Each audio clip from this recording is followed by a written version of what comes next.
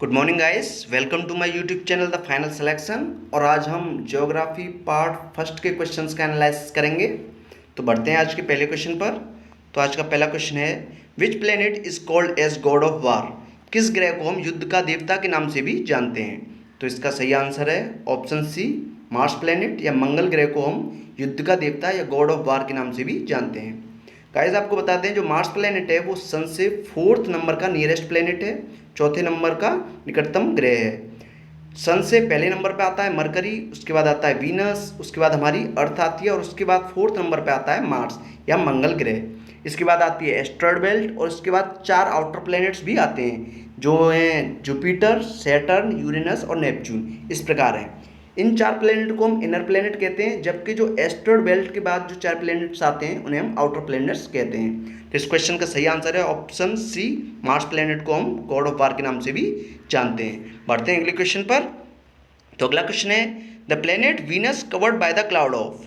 मतलब जो हमारा वीनस प्लैनेट है, जो हमारे सन से 2nd नंबर का जो प्लैनेट है वीनस प्लैनेट, जिसे आप शुक्र भी कहते हैं, वो किसके बादलों से घिरा हुआ है। तो इसका सही आंसर है ऑप्शन सी, H2SO4 या सल्फ्यूरिक एसिड के बादलों से ये घिरा हुआ है। और आपको बता दें, जो वीनस प्लैनेट है वो हमारे सोलर सिस्टम का सबसे हॉटेस्ट या गर्म प्लैनेट भी है। हॉटेस्ट प्लैनेट है हमारा सबसे वीनस। और आपको बता दें, जो वीनस और यूरेनस, ये 2 प्लैनेट ऐसे हैं जो सूर्य के क्लॉकवाइज डायरेक्शन में चक्कर लगाते हैं। बाकी जितने भी प्लैनेट हैं वो सूर्य के एंटी क्लॉकवाइज डायरेक्शन में चक्कर लगाते हैं। तो इसका सही आंसर है ऑप्शन सी, H2SO4। बढ़ते हैं अगले क्वेश्चन पर। तो अगला क्वेश्चन है, which planet is called as red planet. किस ग्रह को हम लाल ग्रह के नाम से भी जानते हैं। तो इसका सही आंसर है ऑप्शन बी, मार्स प्लेनेट या मंगल ग्रह को हम लाल ग्रह भी कहते हैं। क्यों कहते हैं? क्योंकि इस पर आयरन ऑक्साइड की मात्रा बहुत ज़्यादा है, FeO की मात्रा इस पर बहुत ज़्यादा है, जिसके कारण ये हमें लाल दिखाई पड़ता है और इसीलिए हम इसे रेड प्लेनेट भी कहते हैं। तो ऑप्शन बी एकदम करेक्ट आंसर है आपका। बढ़ते हैं अगले क्वेश्चन पर। अगला क्वेश्चन है, solar system takes 225 to 250 million years to travel once around the centre of the Milky Way galaxy. This duration of time is known as. तो क्वेश्चन कहना चाहता है कि जो हमारी गैलेक्सी है, आप सभी को पता है उसका नाम मिल्की वे गैलेक्सी है, और उसके जो सेंटर के चक्कर लगाने में जो हमारे सोलर सिस्टम को टाइम लगता है वो 225 से 250 मिलियन साल लगता है।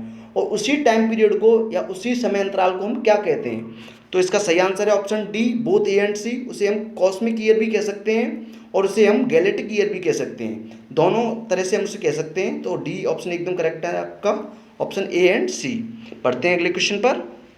तो अगला क्वेश्चन है, सोलर एक्लिप्स ऑकर्स व्हेन। मतलब सूर्य ग्रहण कब होता है। तो इसका सही आंसर है option C, moon passes between the sun and अर्थ।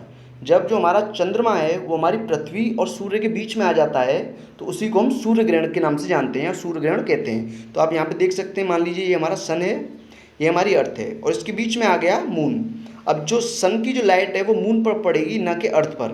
तो जो हमें सन है वो मून की वजह से दिखाई नहीं देगा और इसी को हम सूर्य ग्रहण कहते हैं। तो ऑप्शन सी एकदम करेक्ट आंसर है। बढ़ते हैं अगले क्वेश्चन पर। तो अगला क्वेश्चन है, ल्यूनर एक्लिप्स ऑकर्स व्हेन। मतलब चंद्र ग्रहण कब होता है। तो इसका सही आंसर है option A, the moon passes directly behind the earth. जब पृथ्वी के बिल्कुल परपेंडिकुलरली पीछे जो हमारा मून है वो चला जाता है चंद्रमा, तब इसे हम चंद्र ग्रहण कहते हैं। यहाँ पे आप देख सकते हैं, मान लीजिए ये हमारा सन है, ये हमारी अर्थ है और इसके पीछे आ गया जस्ट मून। अब जो सन की वो लाइट है वो अर्थ पर पड़ेगी, ना कि मून पर। और जब मून पर सन की जो लाइट है वो नहीं पड़ेगी तो वो हमें दिखाई नहीं देगा, और जब दिखाई नहीं देगा तो उसी को हम चंद्र ग्रहण कहते हैं। तो ऑप्शन ए एकदम करेक्ट आंसर है आपका। बढ़ते हैं अगले क्वेश्चन पर। तो अगला क्वेश्चन है, asteroid belt located between the orbits of. जो एस्ट्रॉयड बेल्ट है वो किन 2 ग्रहों के बीच में आती है। तो इसका सही आंसर है option B, Mars and Jupiter. Mangal और बृहस्पति जो 2 ग्रह हैं उनके बीच में एस्ट्रॉयड बेल्ट आती है। सन के बाद 4 प्लैनेट आते हैं, मरकरी, वीनस, अर्थ और मार्स। मान लीजिए ये मार्स प्लैनेट है, इसके बाद आती है एस्ट्रॉयड बेल्ट, उसके बाद 4 प्लैनेट्स और आते हैं जो कि हैं जुपिटर, सैटर्न, यूरेनस और नेपच्यून। फिर 4 प्लैनेट आते हैं। तो मार्स और जुपिटर के बीच में एस्ट्रॉयड बेल्ट आती है। तो ऑप्शन बी एकदम करेक्ट आंसर है आपका। बढ़ते हैं अगले क्वेश्चन पर। अगला क्वेश्चन है, the figure of the earth is like अ। मतलब जो हमारी पृथ्वी है उसका जो आकृति है वो किस प्रकार की है।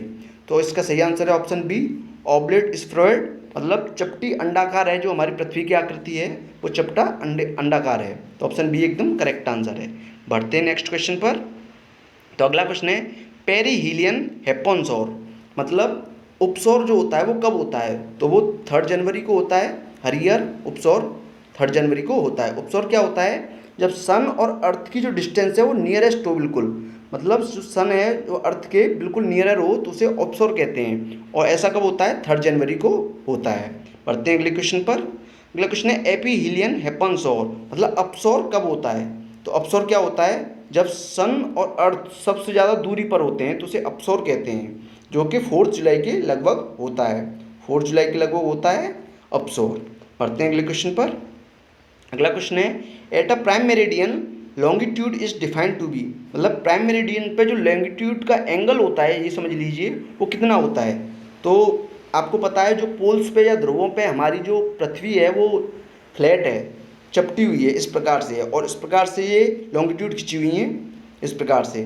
तो प्राइम मेरिडियन जो ये वाली लॉन्गिट्यूड होती है उसे प्राइम मेरिडियन कहते हैं। जो 0 डिग्री पे जो हमारी लॉन्गिट्यूड होती है उसे हम प्राइम मेरिडियन कहते हैं। और वही वो पूछ रहा है कि जो हमारी प्राइम मेरिडियन है वो कितनी डिग्री पे आती है, तो वो 0 डिग्री पे आती है। तो ऑप्शन ए एकदम करेक्ट आंसर है आपका।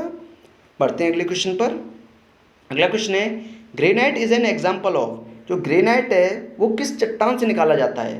तो इसका सही आंसर है ऑप्शन ए इग्नियस रॉक, या अग्न्याशय चट्टानों का एग्जाम्पल है ग्रेनाइट, और इसी से ये निकाला जाता है। तो ऑप्शन ए एकदम करेक्ट आंसर है। बढ़ते हैं अगले क्वेश्चन पर। अगला क्वेश्चन है quartzite is an example of, मतलब क्वार्ट्जाइट किसका उदाहरण है, या किस रॉक से या किस चट्टान से क्वार्ट्जाइट निकाला जाता है।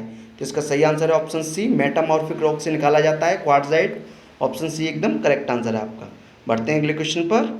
अगला क्वेश्चन है which is the world's largest ocean, मतलब विश्व का सबसे बड़ा महासागर कौन सा है। तो गाइस आप सभी को पता है प्रशांत महासागर, पैसिफिक ओशियन वर्ल्ड का सबसे बड़ा लार्जेस्ट ओशियन है। और आपको पता हो कि जो दुनिया का सबसे गहरा गड्ढा है जो मैरियाना ट्रंच, वो पैसिफिक ओशियन में लाई करता है, वो इसी में पड़ता है मैरियाना ट्रंच। तो ऑप्शन ए एकदम करेक्ट आंसर है। बढ़ते हैं अगले क्वेश्चन पर। अगला क्वेश्चन है ocean covered earth surface by, मतलब पृथ्वी के कितने हिस्से पर ओशियंस हैं या महासागर हैं या जल है।